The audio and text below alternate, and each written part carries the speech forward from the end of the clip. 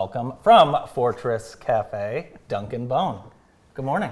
Good morning. Welcome, Duncan. It's good to be here. You just shared some exciting news with me.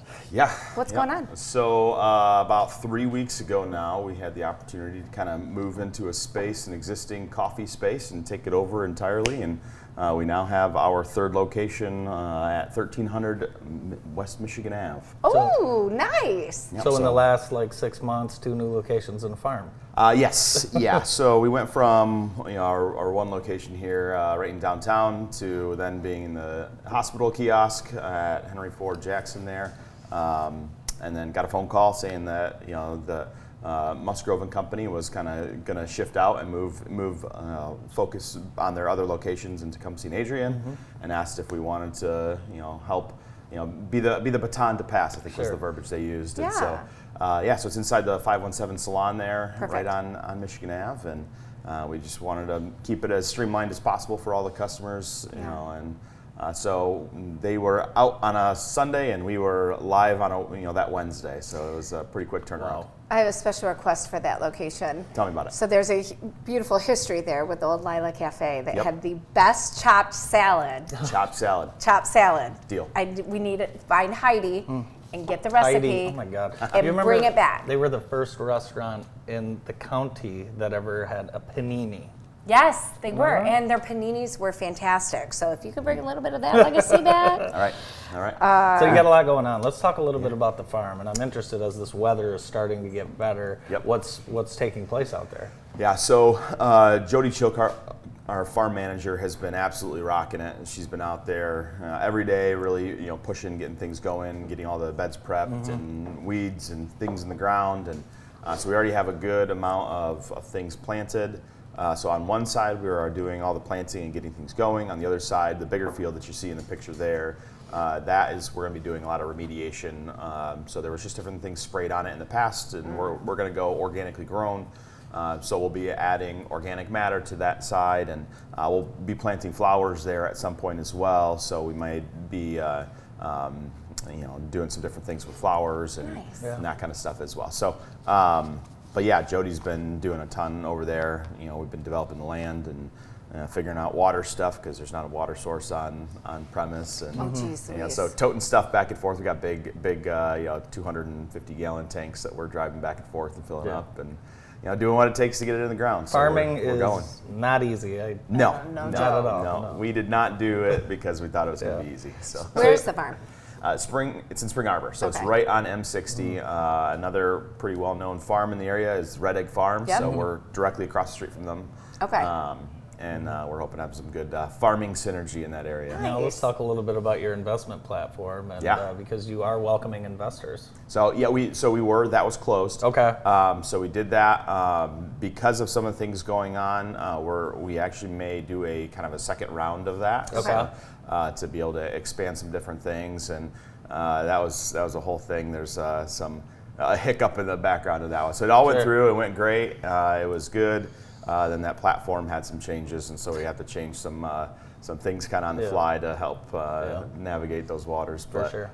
The capital raise campaign went well. We were able to raise enough funds to get us a tractor, Nice. get all the great. different kind of foundational infrastructure that we needed. Okay. And then we're moving forward. So we've already got potatoes, onions, a lot of our greens, our salad greens, our lettuce and kale, and I think there's beans in the ground as well. We've got some strawberries already, some asparagus. Nice. So we're, And you guys partner with people too, right? Yeah, we do a few things. We do a few things. So we're trying to, our whole motto is fueling community. Yeah. So Yeah. that has a lot of meaning to us, both in fuel in the sense of caffeine, so like a good old energy spritzer to get you cranking, or a rocket fuel is a crowd favorite, Yes.